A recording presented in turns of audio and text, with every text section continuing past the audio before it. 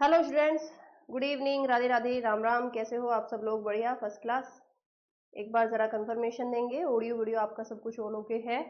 कोई technical glitch बच्चा आपका सेशन में नहीं है? चलिए बताइए, सब कुछ ऑल ओके है भाई?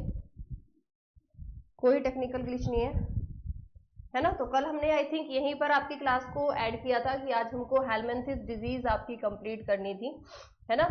तो एकदम बढ़िया। पीडीएफ बताओ पहले, कल तुम लोगों ने पीडीएफ पढ़ी होगी, हैंड रिटन पीडीएफ मिल जाएगी, डोंट वरी, उसकी आपको टेंशन नहीं लेनी है।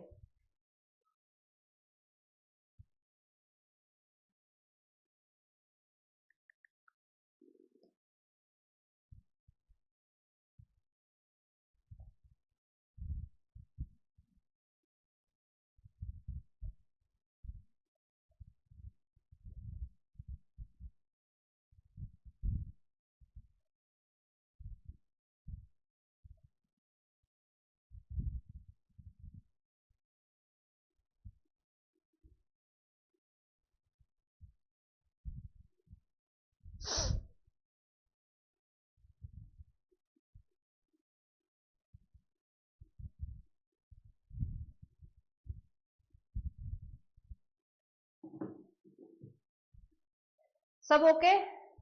मैम इतनी गर्मी, फोन हीट हो रहा है। मेरे यहाँ 43 डिग्री सेल्सियस, तुम्हारे यहाँ 43 दिखा रहा है। मैं अपने यहाँ का तुम्हें बता देती हूँ, वैसे तो कहीं ना हो कि भाई मेरे ये इस कमरे का टेम्परेचर ना उठा ले, है ना? दिखा देती हूँ मैं आपको अपने यहाँ का। हमारे यहाँ भी भाई ऐसे दिखा रहा था, पूरा 43 42 ऐसी दिखा रहा था। भयंकर वाली गर्मी है ना? चलिए,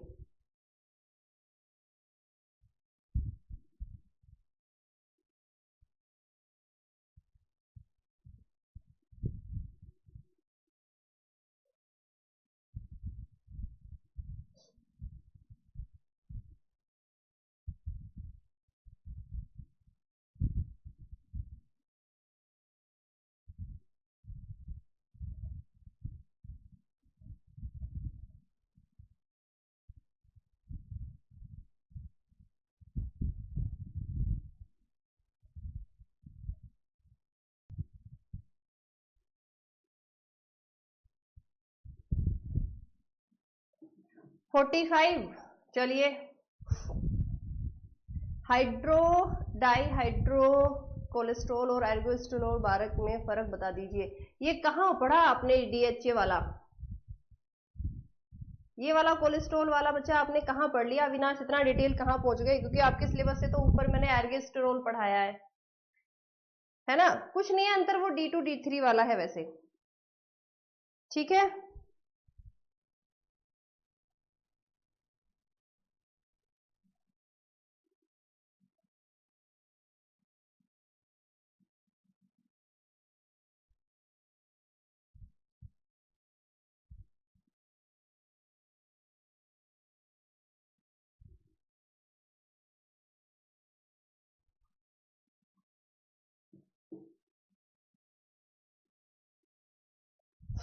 चलिए, ठीक है।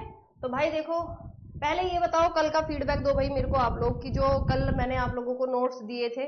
आई थिंक 57 के आसपास आपको कल स्लाइड मिली होंगी, वो आप लोगों ने रिवीजन किया, पढ़ा फोन में, है ना? क्योंकि फोन में तो जितना चाहो उतना जूम करके पढ़ लो, फोन में कोई दिक्कत नहीं है, फोन में बिल्कुल क्लियर दिखा होगा।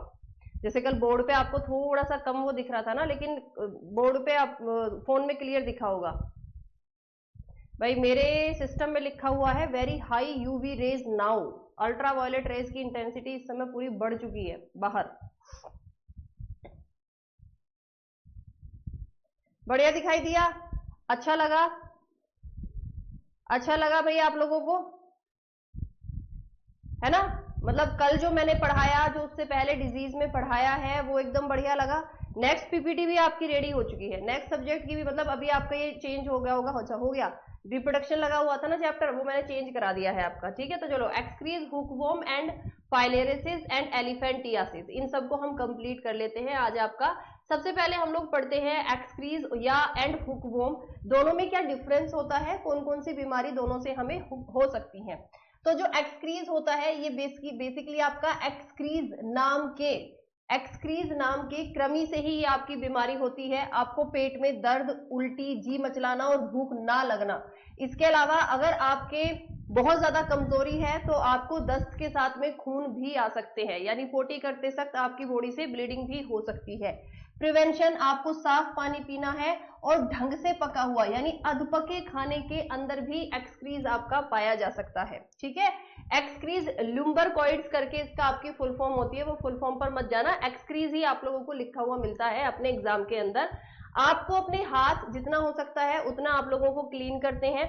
इसके बाद इसके अलावा आपके घर में जो टॉयलेट होता है, जो लैट्रिन होती है, देखो स्पेशल लिखा गया है, उसको आपको डेली साफ करना है ना। आप हार्पिक या जो भी चीजें यूज करते हैं वो डाल के आप उसे डेली साफ कीजिए, क्योंकि हमें बहुत बार अपना टॉयलेट क्लीन नजर आता है लेकिन वो क्लीन होता नहीं है।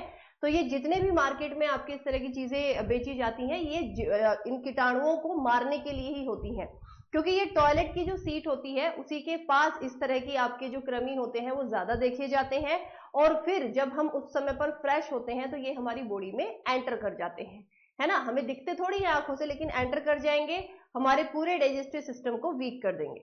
ओके, ठीक है, बढ़िया दिख रहा है ना एकदम। चलिए नेक्स्ट क्या है आपका हुकवॉर्म। हुकवॉर्म की बच्चे यदि मैं आप लोगों से बात करूं तो कोज्ड बाय हुकवॉर्म ही आप लोग याद करोगे, है ना।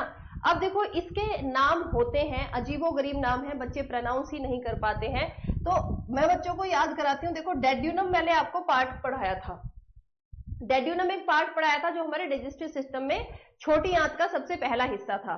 तो कुछ डेड्यू डेड्यू करके बस इतना याद कर लेना कि कुछ डेड्यू डेड्यू करके आपका क्या होता है बच्चा, इसका आपके कृमि का नाम होता है ना। एनसीलोस्टोमा,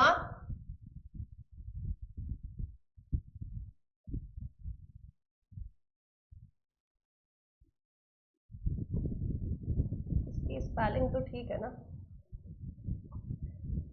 एनसीलोस्टोमा डियोडेनल नेक्टर अमेरिकन्स, ये तो ठीक है चलो, है ना। वैसे भी आपकी स्पेलिंग तो वहां आनी नहीं है ना, तो मुझे ठीक ही लग रही है वैसे तो एनसीलोस्टोमा डेड्यूनल करके आपका क्या होता है बच्चा, किससे आपको हुकवॉर्म वाली जो दिक्कत है वो हो सकती है। और इसके अलावा सिम्टम्स वही हैं, आयरन की कमी, कमजोरी, थकान, उल्टी, दस्त आपको हो सकते हैं। साफ आप लोगों को बच्चा पानी पीना है। एक और चीज आपको ध्यान रखनी है, अपना चप्पल और जूता आपको साफ रखना है। कहीं पर भी गंदगी वाली जगह दिखाई देती है वहां आपको नंगे पैर नहीं चलना है, ये क्लियर लिखा हुआ है। शौचालय का उपयोग करें और परिसर, यानी इसमें भी वही है कि साफ पानी, बार बार आप लोगों को हाथ को अपने फिल्टर क्या करना है, सफाई करनी है, और जो अपना लैट्रिन वगैरह है उसकी क्लीनिंग ज्यादा करनी है, उसकी क्लीनिंग बच्चा आपको ज्यादा करनी है। इन दोनों ही बीमारी में यदि आपकी दस्त की प्रॉब्लम बढ़ गई तो आपको पोटी करते हुए खून आ सकता है, वो वर्स्ट कंडीशन होती है, तुरंत आपको डॉक्टर के पास जाना है, एडमिट होने के लिए बोले तो एडमिट होना है। अगली बीमारी है फाइलेरिसिस या फिर आपका एलिफेंटियासिस, इसको हिंदी में हाथी पांव भी बोलते हैं, इसको हिंदी में हम लोग हाथी पांव भी बोलते हैं। मतलब हमारा जो एक पैर है बच्चा वो सूज कर कैसे हो जाता है, हाथी पांव जैसा हो जाता है।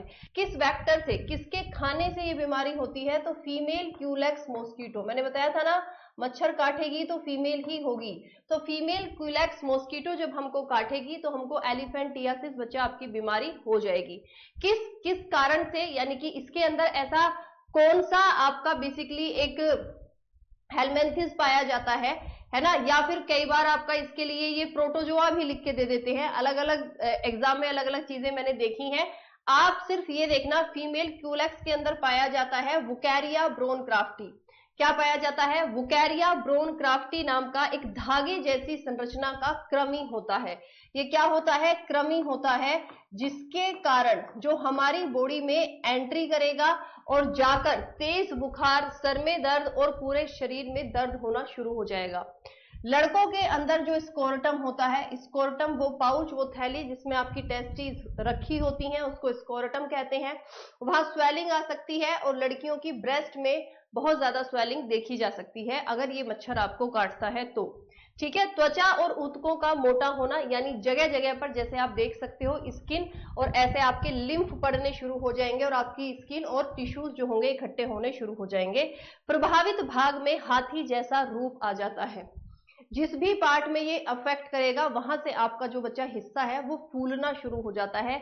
मेनली ये प्रॉब्लम जो देखी गई है वो पैर के साथ में ही देखी जाती है, बाकी पार्ट में बहुत रेयर है। पैर के साथ में ही होता है कि आपका एक पैर सूजकर हाथी पांव जैसा हो जाता है। इस बीमारी का कोई इलाज नहीं है, कोई दवाई नहीं है। अगर किसी के साथ में ये दिक्कत है, जिंदगी भर इंसान को वैसे ही सरवाइव करना होता है। तो मैम इसका ट्रीटमेंट या प्रिवेंशन हम लोग क्या ले सकते हैं? दवाई होती है DEC, दवाई का नाम है बच्चा आपका DEC। बस वो दवाइयां आपको खिलाई जाती हैं, वो भी समय से मिल गई तो थोड़ा असर ज्यादा हो जाएगा, नहीं तो भाई फिर जिंदगी भर इंसान को ऐसे ही जिंदा रहना पड़ेगा और बहुत जल्द मर भी जाते हैं, चल नहीं पाते, फिर नहीं पाते हैं वो लोग फिर, है ना। तो अधिकतर लोगों की मृत्यु भी हो जाती है जिनको सही समय पर आपका ट्रीटमेंट नहीं मिलता है। चलिए नेक्स्ट है आपकी बच्चा, यहां पर जितनी भी बच्चा आपकी इन्फेक्शियस डिजीज थी वो सबकी सब कंप्लीट हो चुकी हैं। अब है नॉन इन्फेक्शियस डिजीज, मतलब जो एक से दूसरे में नहीं फैलती हैं, जो एक से दूसरे में नहीं फैलती हैं। तो विटामिन वाली दोबारा कराने की जरूरत है, करा चुकी हूं वैसे सारी बीमारियां मैं आपको, है ना। Cancer, asthma, obesity and goitre. Asthma के लिए मैं यहां पर थोड़ा सा करेक्शन कर देती हूं, अस्थमा को आपका एग्जामिनर फंगल डिजीज में काउंट करता है, या तो फंगल डिजीज देगा या फिर आपको एलर्जी लिख कर देता है। वो एलर्जी डिजीज और फंगल डिजीज में काउंट करता है किसको? अस्थमा को। किसको? अस्थमा को। तो इसको इसीलिए मैंने इसका यहां पर स्पेशल आपका लिख दिया है। ओबेसिटी एंड गोइटर, ये जितनी भी बीमारियां आपको दिख रही हैं इनमें से ये सारी की सारी बीमारियां ऐसी हैं जो एक से दूसरे में नहीं फैलेंगी, ठीक है। जो एक, बेटा अब क्यों बनाओगे नोट्स राकेश? अब इतनी मेहनत कर तो रही हूं मैं तुम्हारे लिए, अब नोट्स अलग से लिखने की जरूरत क्या है? आपको हैंड रिटन नोट्स मेरे ही मिलेंगे, शॉर्ट नोट्स भी दे रही हूं भाई मैं आपको, बताओ इससे ज्यादा क्या करूं और आपके लिए। चलिए ह्यूमन डिजीज में बच्चा जो आपके सबसे पहले विटामिन वाली बीमारी मैं ऑलरेडी आपको करा चुकी हूं, बट फिर से एक बार रिवीजन करा देती हूं। विटामिन ए की कमी से एग्जामिनर की फेवरेट है नाइट ब्लाइंडनेस यानी रतौंधी रोग होता है।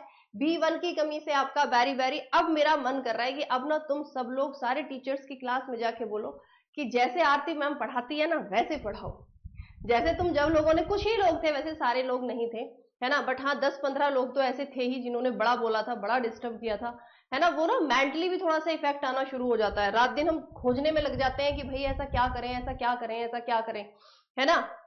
बट ठीक है, मैं इस चीज को हमेशा पॉजिटिव ही लेती हूँ, बच्चे जो भी फीडबैक देते हैं मैं उस चीज को हमेशा पॉजिटिव लेती हूँ, क्योंकि 6 साल हो गए पढ़ाते हुए और जब भी कभी बच्चों ने किसी चीज के लिए बोला है मेरे अंदर इंप्रूवमेंट ही आया है ना। आप लोगों ने क्वेश्चन उठाया, हालांकि मैं सर्च कर रही थी बट इतना ज्यादा एक होता है ना एग्रेसिवली होकर सर्च करना, है ना, मैं वो एग्रेसिवली होकर काम नहीं कर रही थी, बट आप लोगों ने क्वेश्चन उठाया तो मैंने एग्रेसिवली होकर सर्च किया, काम करना एक्स्ट्रा शुरू किया और फाइनली बहुत अच्छा आउटपुट हमारे पास में आया, है ना।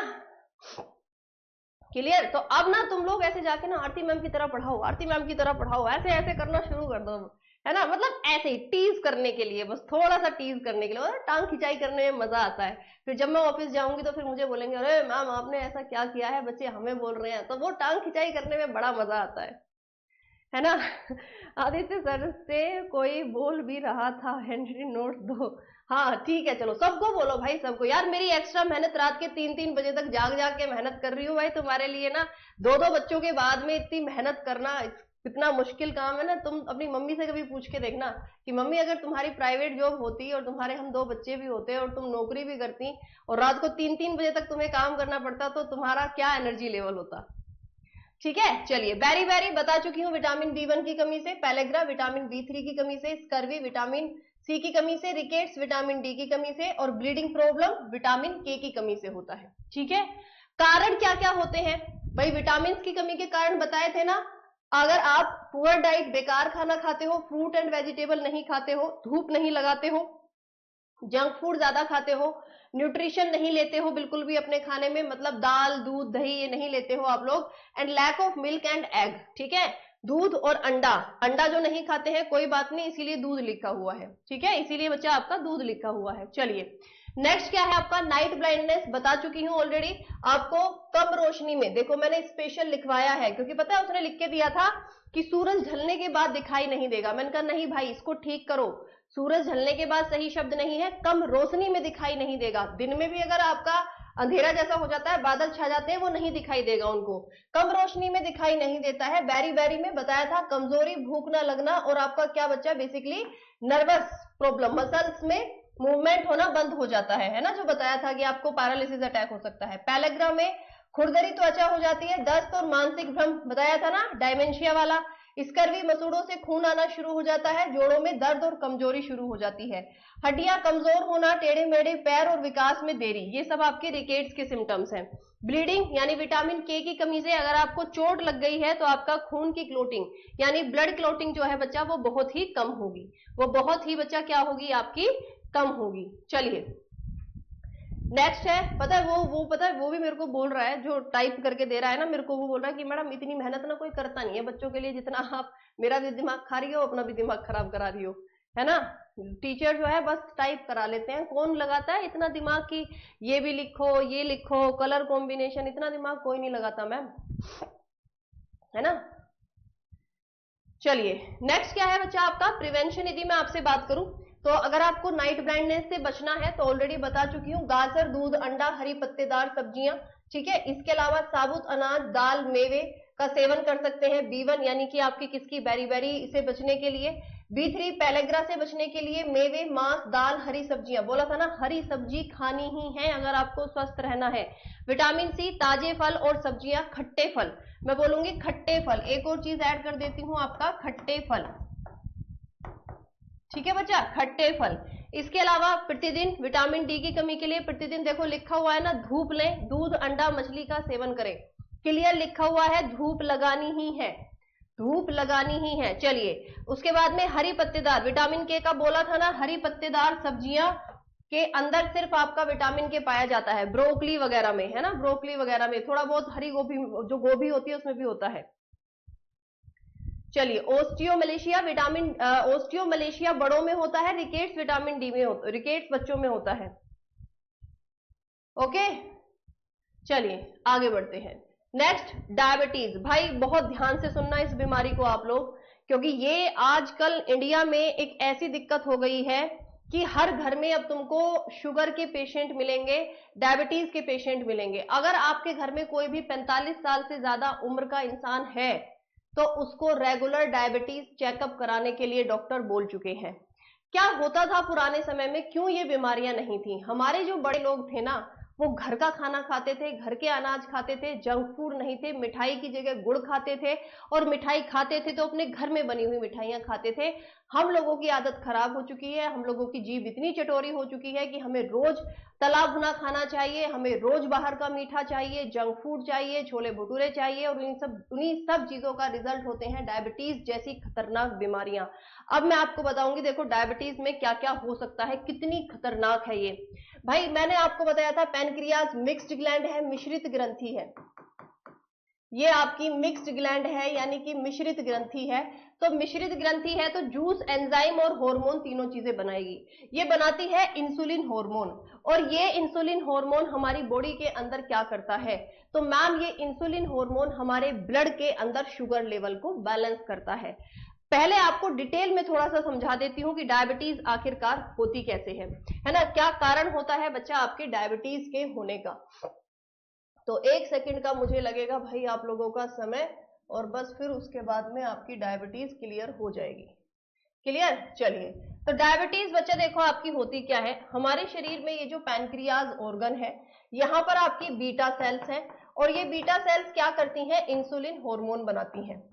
अब हमारी बॉडी के अंदर ये आपका खून है, ये आपकी एक ब्लड वेसल है जिसमें आपका ब्लड जो है बच्चा फ्लो हो रहा है, और इसी ब्लड के साथ में फ्लो हो रही है आपकी ग्लूकोज, ये ग्लूकोज के मॉलिक्यूल हैं जो ऐसे आपके तैर रहे हैं इस ब्लड के साथ में, है ना। अब इस ब्लड का काम है कि इस ग्लूकोज को कहां पहुंचाना है, हमारी बॉडी की हर एक सेल तक पहुंचाना है, क्योंकि हमारी बॉडी में जितनी भी सेल हैं उन सबको एनर्जी कहां से मिलती है, मैम इसी ग्लूकोज से मिलती है ना, मैम इसी ग्लूकोज से मिलती है। अब ये ग्लूकोज सेल के पास गई, ठीक है, ये गई सेल के पास कि है ना कि बहन मैं आ जाऊं, तो आपकी सेल क्या बोलेगी, अबे छोड़ ना, सुबह से इंसान बिस्तर पे पड़ा हुआ है, हिलानी डुलानी, खाना खाया सो गया। है ना। इसने सुबह से कोई एक्सरसाइज नहीं करी है, सुबह खाना खाया था सो गया, शाम को खाना खाया सो गया, है ना, दोपहर में खाना खाया सो गया, कोई जीरो एक्सरसाइज है इसकी बॉडी में। तो ये आएगी, ये फिर ग्लूकोज सेल के पास आएगी, सेल बोलेगी भाई बहुत भीड़ भाड़ है, पहले ही बहुत मेरे पास में एनर्जी पड़ी है, जरूरत नहीं है, तू वापस जा। अब ये बेचारी वापस आई, वापस आके इसका घर कहाँ है, इसका घर है बच्चा आपका ये खून के पास आएगी, है ना, ये आपकी खून के पास आएगी। इधर से आएगा इंसुलिन, इधर से आएगा क्या बच्चा आपका, इंसुलिन आया।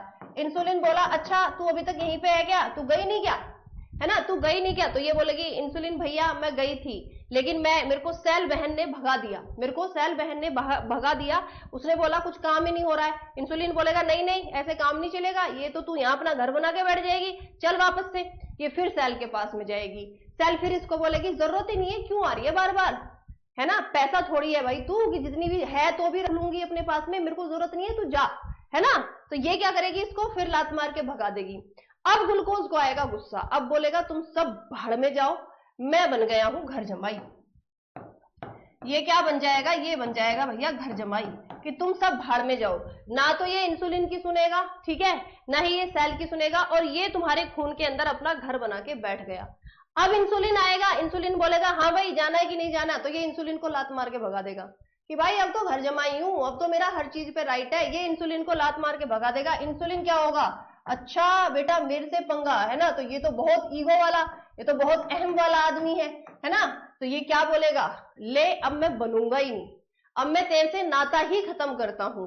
तो ये कहानी होती है हमारी बॉडी में, और इंसुलिन बनना बंद हो जाता है। इंसुलिन बनना कम हो गया या बंद हो गया तो ये घर जमाई बन के आपकी शुगर आपके खून में बैठ गई है, अब ये यहां से नहीं हिलेगी। तो आपको धीरे धीरे धीरे धीरे ब्लड के अंदर शुगर लेवल बैलेंस हो जाए, बढ़ना शुरू हो जाएगा, और आपको डायबिटीज यानी आपको शुगर की प्रॉब्लम हो जाएगी। शरीर की कोशिकाएं इंसुलिन पर ठीक से प्रतिक्रिया नहीं करती, बता चुकी हूं। अस्वस्थ आहार, ज्यादा मीठा खाना या तला हुआ खाना, वजन बढ़ना और आपका शारीरिक गतिविधि। भाई जब इंसान का वजन बढ़ता है ना, फिर उसका चलने फिरने का, वैसे शुगर वाले आदमी को तुम पूछ के देखना, जिसको डायबिटीज हो ना, उसका एक्सरसाइज करने का मन नहीं करता, उनका मन ही नहीं होता एक्सरसाइज करने का। पारिवारिक इतिहास या अनुवांशिक कारण, देखो अगर आपके पेरेंट्स को डायबिटीज है तो हालांकि जीन्स में नहीं आएगी, ऐसा नहीं है कि जेनेटिकली आपके अंदर आ गई है, लेकिन ये जो डायबिटीज होती है आपके अंदर वही बिहेवियर कंडीशंस हैं, आपके अंदर वही सेम सारी कैरेक्टरिस्टिक्स हैं जो आपके पेरेंट्स के अंदर है। मीठा ज्यादा खाना, तला भुना ज्यादा खाना, है ना, तो सेल वही है जो आपके पेरेंट्स में है, तो मेटाबॉलिक रेट वही हो जाएगा जो आपके पेरेंट्स का है।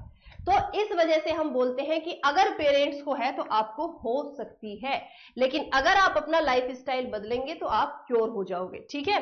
तनाव, बढ़ती उम्र और अन्य चिकित्सा स्थितियां, बहुत सारी ऐसी दवाइयां होती हैं कि जो इंसुलिन को कम कर देती हैं।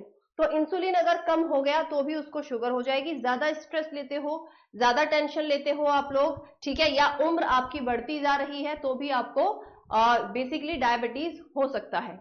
इसके अलावा डायबिटीज को 3 पार्ट में डिवाइड करते हैं, type 1, type 2 and type 3। Type 1 जिसको हम जुवेनाइल डायबिटीज बोलते हैं, इसको हम लोग जुवेनाइल डायबिटीज बोलते हैं, मतलब ये बच्चों में होती है। अब ये वाली जो बच्चा जुवेनाइल डायबिटीज होती है वो बच्चे को या तो माँ के गर्भ से मिली है ना, कि भाई माँ ने बहुत ज्यादा अनहेल्दी खाना खाया, या बच्चे के अंदर जो है पैनक्रियाज का ढंग से डेवलपमेंट ही नहीं हो पाया है, या जन्म के कुछ समय के बाद, जैसे मान लो बच्चा 1 साल का हुआ, 1.5 साल का हुआ और उसका पैनक्रियाज ढंग से डेवलप ही नहीं हुआ।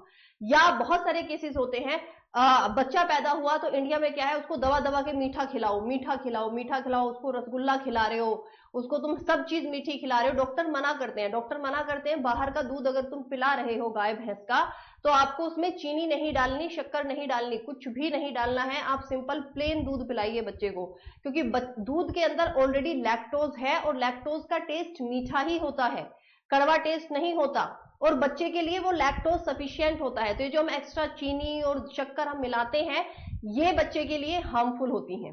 हालांकि ऐसा नहीं है कि इसकी वजह से डायबिटीज हो जाएगी, बट डॉक्टर अवॉइड करने के लिए कहते हैं, है ना। इस पे ऊपर से तुम आइसक्रीम खिला रहे हो बच्चे को, चॉकलेट खिला रहे हो बच्चे को, टॉफियां खिला रहे हो, वो सब डायबिटीज का कारण बच्चे के अंदर बन सकती हैं। अगर आप बहुत छोटे बच्चे को ये सब चीजें दे रहे हो तो बच्चे का पैनक्रियाज ढंग से डेवलप नहीं होगा, वो इंसुलिन हार्मोन नहीं बनाएगा और बच्चे को डायबिटीज हो जाएगी।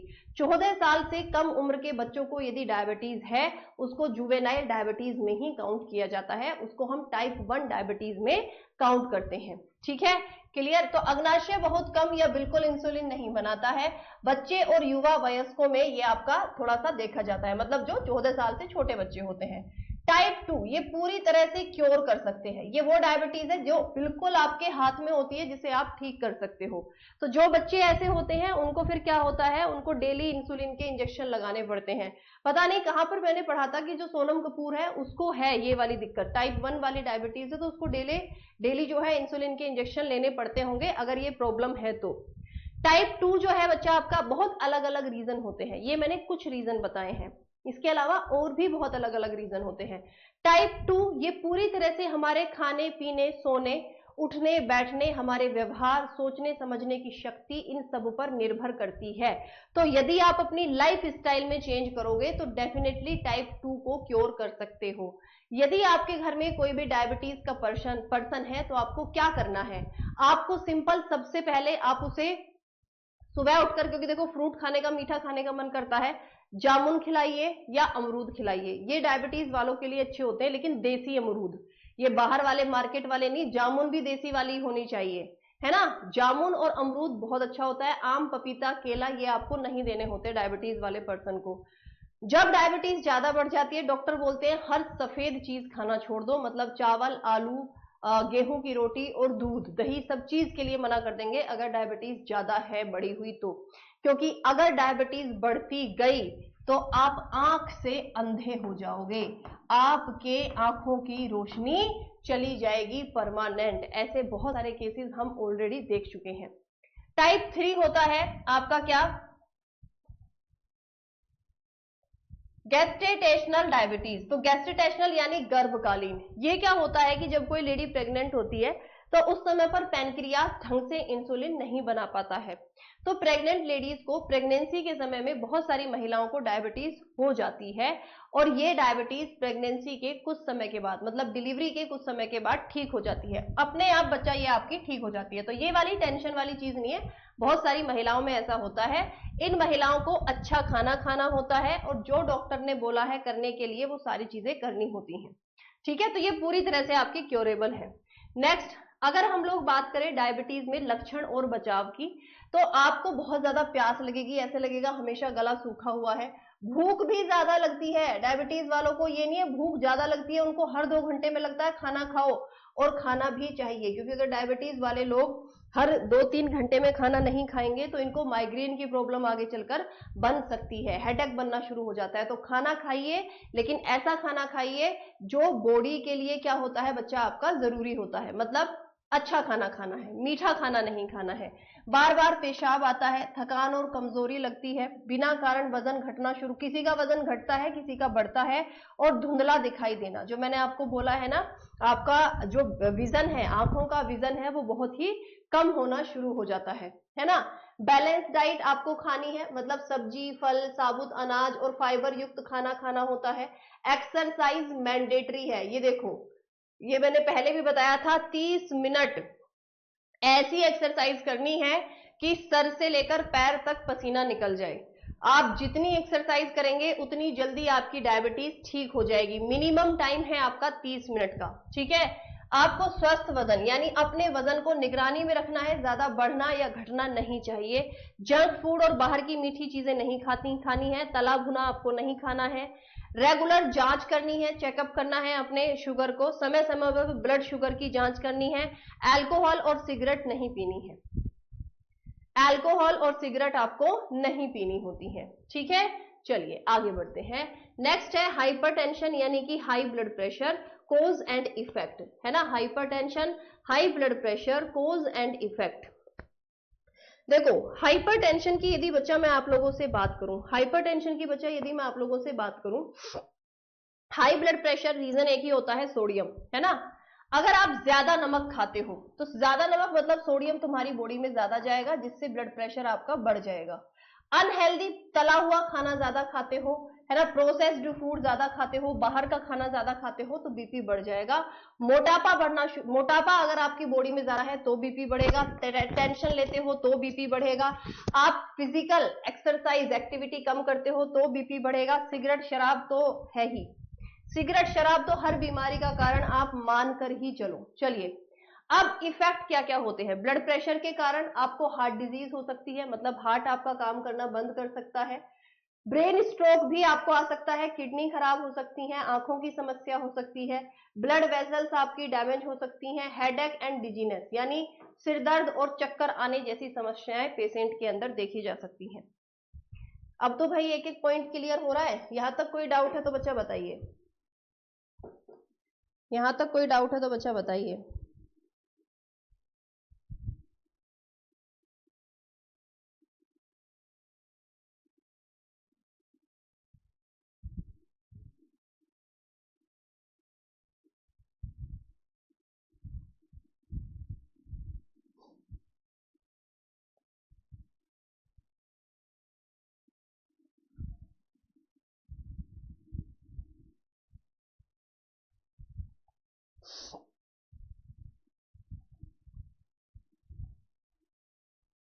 यहां तक कोई डाउट भाई?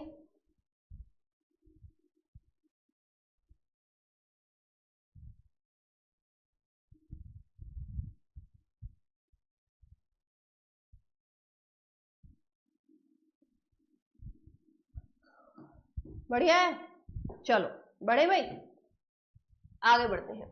ठीक है, नेक्स्ट है बच्चा क्या आपकी, अगर मैं आप लोगों से बात करूँ तो मैं ऑलरेडी आप लोगों को बता चुकी हूँ कि क्या क्या आप लोगों को ध्यान रखना है। हाँ, एक और चीज बतानी है कि जिनको ब्लड प्रेशर हाई होता है उनको नींद जरूर लेनी होती है। आपने देखा होगा जिनको ब्लड प्रेशर हाई की प्रॉब्लम होती है ना, उनको डॉक्टर्स ऐसी दवाइयां देते हैं जिससे उनको नींद आए। तो आपके घर में यदि किसी को बीपी हाई की प्रॉब्लम है तो उनको प्रॉपर 8 घंटे सोना ही है, मतलब उनको 8 घंटे आप सुलाइए, बोल दीजिए 8 घंटे तुम्हें सोना ही है। और वो 8 घंटे की नींद ऐसा नहीं है 2 घंटे दिन में सो लिए और रात को हम लोग 6 घंटे सो गए ना, रात को ही उन्हें 8 घंटे की, मतलब लगातार उनकी बॉडी को 8 घंटे रेस्ट की जरूरत होती है। अगर आपके घर में बीपी का मरीज है तो आपको नमक बदलना नहीं है, मैं बता चुकी हूं, नमक की अमाउंट कम करनी है। आपको 5 ग्राम नमक डेली कम करना होगा, डेली कम कर दीजिए। ठीक है, रेगुलर एक्सरसाइज करनी है आप लोगों को। इसके अलावा चेक करना है ब्लड प्रेशर, आपको चेक करना है, जो बता चुकी हूं कि डायस्टोलिक हमेशा आपका 80 या उससे नीचे रहना चाहिए और ऊपर वाला 120 या उसके थोड़ा आसपास ही रहना चाहिए। अगर ये गड़बड़ है तो आपको फिर बीपी की प्रॉब्लम है। जिनको ब्लड प्रेशर हाई की प्रॉब्लम है, पानी ज्यादा पीना है, पानी आपको ज्यादा से ज्यादा पीना है, मतलब जितना आपको लगता है कि भाई प्यास लगने से पहले ही पानी पी लीजिए। इसके अलावा जो दवाइयां डॉक्टर ने बोली हैं वो वैसे ही लेनी है, नहीं तो कभी भी आपको हार्ट अटैक आएगा और भैया आप निकल लोगे। चलिए, अगली बीमारी है कैंसर। तो कैंसर के टाइप एंड कोजेस, मतलब कितनी तरह का होता है और क्या कारण होते हैं। तो लंग्स कैंसर जो हमारे फेफड़ों में छेद बना देता है और फेफड़ों को खराब करता है। ब्रेस्ट कैंसर महिलाओं में होता है, ब्रेस्ट कैंसर आपका महिलाओं में होता है। अब महिलाओं में क्या होता है, देखो ब्रेस्ट कैंसर महिलाओं में क्यों होता है, क्योंकि देखो कैंसर है क्या, सबसे पहले आप ये समझो कि कैंसर आखिरकार है क्या। तो अनकंट्रोल्ड सेल डिवीजन है, अनकंट्रोल्ड सेल डिवीजन को ही हम लोग क्या बोलते हैं बच्चा, आपका कैंसर बोलते हैं, है ना। भाई मान लिया एक सेल थी, उसको 2 में टूटना था, वो 2 की जगह 10 में टूट गई, है ना, 12 में टूट गई, 16 में टूट गई। तो वो जो एक्स्ट्रा सेल उसने बनाई है वो हमारे शरीर में अब इकट्ठी हुई कहीं ना कहीं घूमेंगी और धीरे धीरे मर जाएंगी। तो वो डेड सेल ऐसे ऐसे ऐसे ऐसे इकट्ठी होना शुरू हो जाती हैं। तो उसी का पहला रूप, कैंसर का ही पहला रूप होता है आपका ट्यूमर। ठीक है, ट्यूमर आपने बहुत बार सुना होगा, ब्रेन ट्यूमर। क्या आप में से कभी किसी ने सुना ब्रेन कैंसर? आप में से कभी किसी ने सुना बच्चा ब्रेन कैंसर? नहीं ना, आप हमेशा ब्रेन ट्यूमर ही सुनते आए हैं। क्यों सुनते आए हैं? क्योंकि ब्रेन इतना सेंसिटिव है कि वो कैंसर वाली स्टेज में पहुंच ही नहीं पाता है, वो ट्यूमर में ही खुद को एंड कर लेता है। तो इसीलिए हम हमेशा ब्रेन ट्यूमर बोलते हैं। ट्यूमर कैंसर की ही पहली स्टेज होती है। तो ब्रेन पहले में ही निकल जाता है, बाकी ऑर्गन फिर भी लड़ लेते हैं, है ना। तो ब्रेस्ट में क्या होता है, किसी भी महिला में जब वो प्रेग्नेंट होती है तो ब्रेस्ट का साइज बढ़ता है, यानी एक्स्ट्रा सेल डिवीजन होता है, उसके अंदर बॉडी के अंदर कुछ एक्स्ट्रा टिश्यूज बनते हैं। फिर जब प्रेगनेंसी वाला टाइम खत्म हो जाता है, बच्चे को फीड कराना बंद कर देते हैं, तो वो ब्रेस्ट का साइज फिर नॉर्मल हो जाता है। लेकिन अगर वो उस समय पर एक्स्ट्रा सेल ज्यादा बन गई होंगी तो वो फिर इकट्ठी होनी डेड सेल के रूप में घूमती रहेंगी, तो उसको फिर गांठ जैसी बन जाती है, तो सर्जरी करके निकालते हैं। पेट का कैंसर, आपका बड़ी आंत, आंतों में भी कैंसर होता है। प्रोस्टेट कैंसर लड़कों में, आजकल लड़कों में बहुत ज्यादा केसेस देखे जा रहे हैं प्रोस्टेट कैंसर के। आपके टेस्टिस के आसपास यदि सूजन दिखाई दे, उनमें आपको लगे पानी जैसा कुछ भर गया है, आप कहीं लंबी ड्राइव पर गए थे, आप खड़े होकर चल नहीं पा रहे हैं, टेस्टिस में दर्द हो रहा है ना, तो आपको तुरंत अपना एक बार डॉक्टर को मिलना है और कैंसर की जांच करानी है। क्योंकि प्रोस्टेट एक ग्लैंड होती है लड़कों के अंदर, बहुत छोटी सी ग्लैंड है जिसमें सूजन आ जाती है, और ये सूजन धीरे धीरे धीरे धीरे बढ़ेगी, टेस्टिस में आपके सूजन बढ़ना शुरू हो जाएगी, और इसको फिर क्योर करना बहुत ही मुश्किल हो जाता है। इनिशियल कंडीशन में पता लग जाएगा तो ठीक हो जाते हैं दवाइयों के जरिए।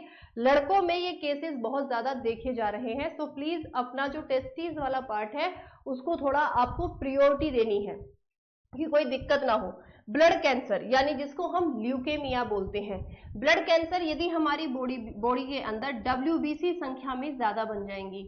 अगर डब्ल्यूबीसी संख्या में ज्यादा बन गई तो मैम अच्छी बात है ना, डब्ल्यूबीसी तो हमारी बॉडी में बीमारियों से लड़ने में हेल्प करती है ना, बीमारियों से लड़ने में बच्चा आपकी हेल्प करती है। तो डब्ल्यूबीसी यदि आपकी बॉडी के अंदर संख्या में ज्यादा बन जाएंगी तो वो बीमारियों से लड़ेंगी नहीं। अति का भला न बोलना और अति का भला न चुप, अति किसी भी चीज की अच्छी नहीं होती है, तो ये आपको बीमार कर देंगी, आपको ब्लड कैंसर हो जाएगा। डब्ल्यूबीसी के कारण ही ब्लड कैंसर होता है। अब कारण क्या क्या होते हैं, सिगरेट शराब वाले लोगों को तो आपको पता ही होगा कि कैंसर होने के पूरे 90% चांसेस होते हैं। इसके अलावा ये बाहर का जो आप खाना खा रहे हो ना, पिज्जा बर्गर मैगी, ये भी कैंसर का कारण है। शराब तो भाई बता ही चुकी हूं मैं आपको। बहुत ज्यादा यूवी रेडिएशन में रहते हो, मना किया जा रहा है ना कि धूप में मत निकलो, धूप में मत निकलो, एक्स्ट्रा हीट है, एक्स्ट्रा रेडिएशन है, ये भी कैंसर का कारण क्लियर लिखा हुआ है। देखो मैंने, सूरज की अधिक किरणों से त्वचा कैंसर होता है, स्किन कैंसर का कारण हो सकता है। इन्फेक्शन, आपके संक्रमण, देखो बेसिकली क्या होता है, जैसे आपका एक वायरस है एचपीवी, है ना, ह्यूमन पिपिलियो वायरस, जिससे क्या होता है आपकी बॉडी पर मस्से बनने शुरू होंगे, है ना, छोटे छोटे छोटे छोटे कहीं पर मस्से बनने शुरू होंगे, और कोई एक पार्ट ऐसा होगा जहां वो मस्से बढ़ते जाएंगे बढ़ते जाएंगे बढ़ते जाएंगे। तो ये भी कैंसर का ही एक टाइप होता है, बट इसकी वैक्सीन हमारे पास फिलहाल में अवेलेबल है। जेनेटिक का मतलब होता है कि अगर आपकी फैमिली में किसी को कैंसर था, नानी को, नाना को, दादा को, दादी को, उनसे पहले परदादा दादी को, तो चांसेस हो सकते हैं। क्यों मैम, जेनेटिक डिजीज तो है नहीं, बिल्कुल नहीं है, जीन्स में नहीं आएगी आपके साथ, जीन्स में आएगी तो बचपन से ही दिक्कत हो जाती है। बट दिक्कत ये होती है हमारी बॉडी में कि हमारे अंदर जो सेल है वो हमारी पेरेंट्स वाली हैं, और उनके अंदर जो सेल है वो उनके पेरेंट्स वाली हैं, और उनके अंदर उनके पेरेंट्स वाली हैं, है ना। तो सेल वही चलती आ रही हैं, तो दैट्स मीन कि जो सेल का मटेरियल है अंदर का, काम करने की फंक्शनिंग सेम हो सकती है। तो शायद एक उम्र जब उनको कैंसर हुआ होगा तो मे बी आपको भी हो सकता है, चांसेस बहुत कम है लेकिन है, तो इसलिए लिखा हुआ है। ओके, चलिए। पॉल्यूशन, जो अगर आप बहुत ज्यादा हाईली पॉल्यूटेड, है ना, जैसे आपने देखा होगा बहुत सारी ऐसी दवाइयां होती हैं, न्यूज में भी आता है कि किसान अपने खेत में दवाई लगा रहा था और किसान मर गया, है ना। तो ये जितने भी कीटनाशक होते हैं, जितनी भी दवाइयां होती हैं, पहली बात तो खुद लगाने का रिस्क नहीं लेना चाहिए, जो लोग कंपनी से आते हैं उनसे ही लगवाने चाहिए, क्योंकि वो पूरे पैक होके आते हैं अपने आप को कवर करके। और हम लोग किसान भाई क्या सोचते हैं कि हमने नाक पर कपड़ा बांध दिया और हमने ऐसे ऐसे करके उसको दवाई को बिखेर दिया, इवन यूरिया ऐसे ऐसे करके मैंने खुद देखा है अपने गाँव में बिखेरते हुए, वो सब गलत मेथड है, वो सब गलत मेथड होता है। आपके अंदर कितना रेडिएशन जा रहा है, कितने केमिकल जा रहे हैं बॉडी के, वो आपको दिखाई नहीं दे रहे, बट आपकी बॉडी में जा रहे हैं, ठीक है। X rays, radiation therapy and nuclear exposure, अगर आप बहुत ज्यादा न्यूक्लियर एक्सपोजर या एक्सरेज के कांटेक्ट में आते हैं तो भी आपको कैंसर हो सकता है, ठीक है, तो भी कैंसर हो सकता है। और साथ ही साथ एक्सरसाइज करना मैंडेटरी है। बीपी हो रहा था, शुगर हो रहा था, कैंसर भी होता है। अगर आप एक्सरसाइज नहीं करोगे तो चांसेस हैं कि आपको कैंसर हो जाए, क्योंकि एंटीऑक्सीडेंट समझाया था ना, अगर हमारी बॉडी एक्सरसाइज कम करती है तो डेड सेल्स इकट्ठी होना ही शुरू हो जाती हैं। वो जो विटामिन सी और विटामिन ई एंटीऑक्सीडेंट, उन्हीं सेल्स को तो मारते थे। दीर्घकालिक तनाव, यदि आप बहुत लंबे समय से किसी एक चीज की टेंशन ले रहे हैं, सोचे जा रहे हैं, तो कहा है ना कि चिंता चिता समान है।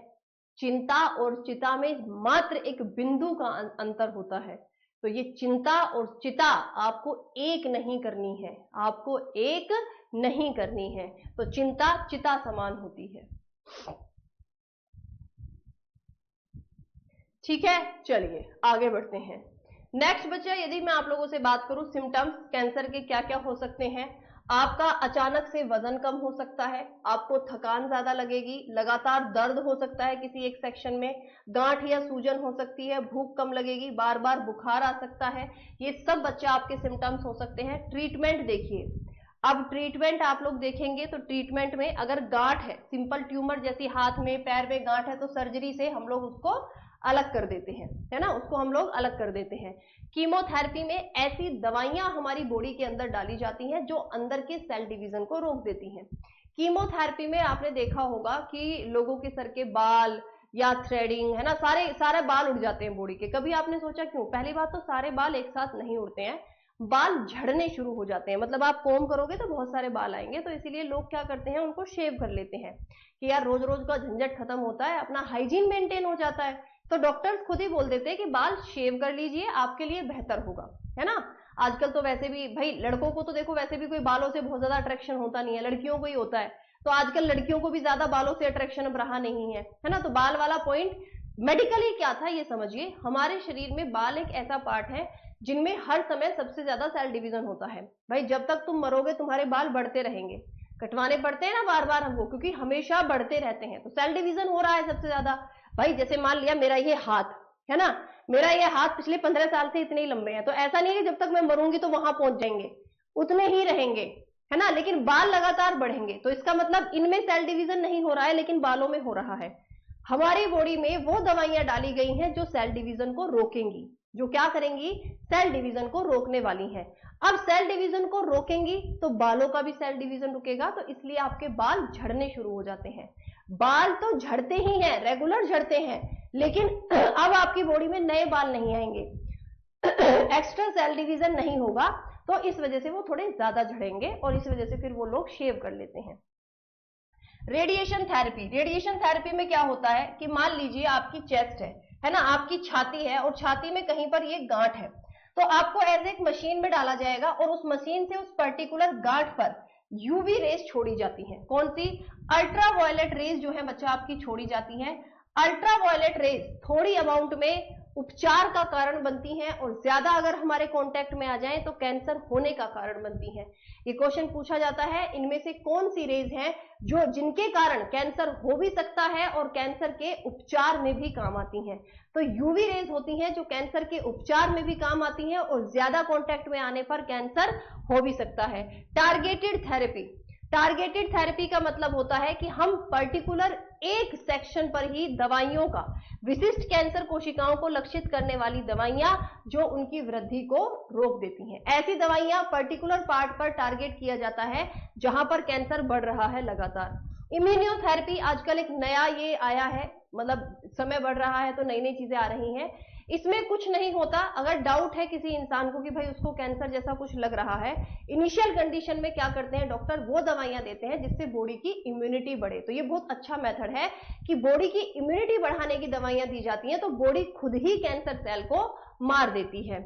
फिर क्या है आपका उपशामक देखभाल, यानी कि पैलिएटिव केयर, इंप्रूव क्वालिटी। अच्छा ठीक है, ये तो बाद की बात होती है कि भाई देखो आपका घर में अगर कोई कैंसर वाला है तो उसको टेंशन भरी बातें, उसके सामने रोना धोना, ये सब कुछ नहीं करना होता। पॉजिटिव बात कीजिए, ऑप्टिमिस्टिक, हंसने खेलने वाला माहौल रखिए, उसको प्यार से रखिए, तो डेफिनेटली कैंसर को क्योर किया जा सकता है। ठीक है, कैंसर को क्योर किया जा सकता है। चलिए अगली बीमारी है क्या बच्चा आपकी ओबेसिटी यानी कि मोटापा। अगली बीमारी है क्या बच्चा आपकी ओबेसिटी यानी कि मोटापा। अब मोटापा एक ऐसी बीमारी है जो मुझे नहीं लगता बहुत ज्यादा मुझे एक्सप्लेन करने की जरूरत है, ऑलरेडी ये सारी की सारी चीजें मैं आपको बता चुकी हूं। बेकार खाना, एक्सरसाइज नहीं करोगे, टेंशन लोगे, हार्मोनल इम्बैलेंसी। हमारी बॉडी में एक हार्मोन होता है कोर्टिसोल, ठीक है, कोर्टिसोल नाम का एक हार्मोन होता है, यदि ये बढ़ेगा तो आपका वजन बढ़ना शुरू हो जाएगा। अगर हमारी बॉडी में थायराइड ग्लैंड ढंग से काम ना करे, थायरोक्सिन हार्मोन कम बने, तो भी आपका मोटापा बढ़ेगा। बाहर का जंक फूड खाते हो या जेनेटिक, है ना, वही मम्मी पापा वाली चीजें आपके अंदर आ सकती हैं। हार्ट अटैक आ सकता है, डायबिटीज हो सकती है, जॉइंट्स में दर्द बन ही जाएगा, फैटी लीवर हो जाएगा, ब्लड प्रेशर हाई और सांस लेने की समस्या हो सकती है। किसके साथ में? मोटापे के साथ में। तो ओबेसिटी एक बीमारी है। ये जो आप सोच रहे हो ना अपने बच्चे को, अरे हमारा बच्चा तो बड़ा है ना, खाते पीते घर का है, वो खाते पीते घर का नहीं है, उसको ओबेसिटी है। आगे चलकर वो बिल्कुल मतलब अपाहिज हो सकता है, बिस्तर से ना उठ पाए, तो इसका इलाज कराना चाहिए। संतुलित आहार डॉक्टर जो आपको बताते हैं वही आपको खाना है, उसके अलावा फालतू दिमाग नहीं लगाना, एक्सरसाइज करनी है, सोना अच्छे से है, और मोबाइल, आजकल के समय में तो मोबाइल और सोशल मीडिया से दूर रहना है। जंक फूड नहीं खाना है, मैनेज स्ट्रेस, मतलब योगा करने की, आपको टेंशन नहीं लेनी है, योगा करना ही है। इसके अलावा आप लोगों को अपना जो डॉक्टर ने बताया है वही खाना खाना है, वजन चेक करना है, पानी ज्यादा पीना है आपको, और डॉक्टर की हेल्प के बिना कुछ भी काम अपनी लाइफ में नहीं करना है, आपको एक बार पूछना ही पड़ेगा, है ना। इसके अलावा धीरे धीरे धीरे धीरे धीरे धीरे आपकी बॉडी में वजन कम होना शुरू हो जाएगा। क्लियर? चलिए आगे बढ़ते हैं। अगली बीमारी है गोइटर यानी कि घेंगा। घेंगा किसकी कमी से होता है? हमारी बॉडी में आयोडीन की कमी से। अगर आपकी बॉडी में आयोडीन की कमी है, आजकल मार्केट में क्या है, हम लोगों ने सेंधा नमक, लाहौरी नमक, काला नमक खाना शुरू कर दिया है, और हम लोग किससे किससे दूर होते जा रहे हैं? टेबल सोल्ट से। अगर आप टेबल सोल्ट खाना छोड़ दोगे और आप वेजिटेरियन हो तो बहुत जल्द आपके अंदर आयोडीन की कमी हो जाएगी और आपको गोइटर यानी घेंगा रोग हो जाएगा। ये सिर्फ गले तक की दिक्कत नहीं है, ये दिक्कत आपको बहुत ज्यादा आगे झेलनी पड़ेगी। खराब खाना खाते हो तो गोइटर हो जाएगा, है ना। यदि आप बहुत ज्यादा एक तरह से मतलब बेकार जगह का पानी वगैरह पीते हो, मिनरल वाटर नहीं है, गंदा पानी है, तो भी हो जाएगा। जेनेटिक कारण तो हो ही सकते हैं, वही सेल डिवीजन है ना। वैसे जेनेटिक नहीं बोलेंगे हम इसको, लेकिन सेल डिवीजन वही है। और मेडिकल कंडीशन, मतलब आप ऑलरेडी कोई एक ऐसी दवाइयां खा रहे हो जो हमारी बॉडी में पूरे हार्मोन इम्बैलेंसी को डिस्टर्ब कर रही हैं, तो भी आपको ये बच्चा हो सकता है। सिम्टम्स, आपके गर्दन पर सूजन आएगी, खाना खाने में दिक्कत होगी, सांस लेने में दिक्कत होगी, आपको हर समय थकावट फील होगी, और वजन जो है अचानक से बढ़ना शुरू हो जाएगा, यानी वजन में परिवर्तन देखने को मिल सकता है। अब आपको करना क्या है? मैम क्या करना है? आयोडीन वाला नमक खाना है, यानी टेबल सोल्ट खाना ही है आपको, बैलेंस डाइट लेनी है, रेगुलर चेकअप कराना है। अगर आप सी फूड खा सकते हो वेल एंड गुड, अंडा खा सकते हो well and good, zinc food नहीं खाना है, और आपको पानी पीना है। इसके अलावा एक्सरसाइज करनी है, मेटाबॉलिक रेट को कंट्रोल करना है आपको, ठीक है। और थायराइड ग्लैंड जो है उसको बढ़ने नहीं देना है, मतलब आपको ऐसी दवाइयां दी जाएंगी जो थायराइड ग्लैंड को कंट्रोल में रखें। और इसके अलावा जो बच्चे होते हैं और जो प्रेग्नेंट लेडीज होती हैं उनको अपने रेगुलर चेकअप कराने ही हैं, क्योंकि प्रेग्नेंट लेडीज में और बच्चों के अंदर ये जो गोइटर वाली बीमारियां हैं देखे जाने के चांसेस ज्यादा होते हैं, क्योंकि ऑलरेडी उनकी इम्यूनिटी बहुत ही वीक होती है। ये क्या हुआ? पीपीटी कहाँ चली गई भाई? अरे अपने आप कहाँ चली गई? ये थी ना हमारी।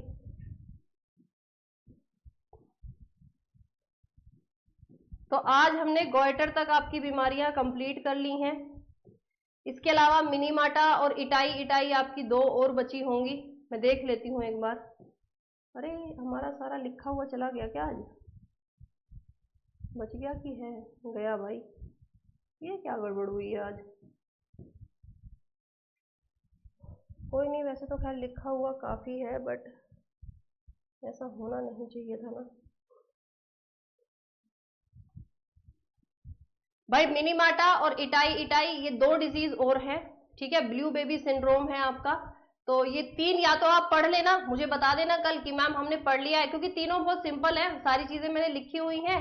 नहीं तो मैं एक काम कराऊंगी, क्वेश्चन कराने से जस्ट पहले आपको प्रैक्टिस करा दूंगी। ठीक है, तो पूरी फुल पीडीएफ मैं आपको आज इसकी दे रही हूँ। ठीक है, लिखा हुआ भाई मिट गया है, बाई चांस ये ऐसा कुछ हुआ है ना। मैं सेव करना चाह रही थी बट वो सेव हो ही नहीं पाया है इसमें।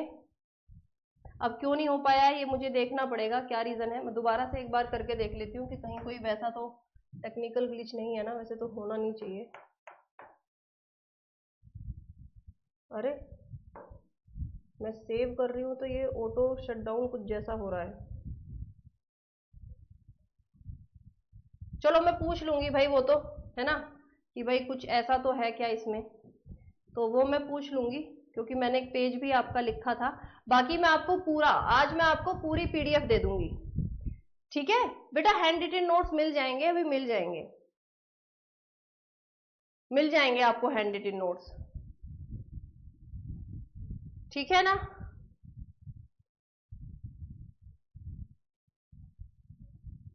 ओके जी, तो चलिए भाई, आज आप लोगों को मिल जाएगी पूरी की पूरी पीपीटी, पूरी की पूरी पीपीटी आज आप लोगों को मिल जाएगी। कुछ लिखा हुआ आज नहीं मिलेगा पीपीटी पे, बट एज इट इज मिलेगी पूरी complete PPT. Okay, bye bye, take care, जय हिंद।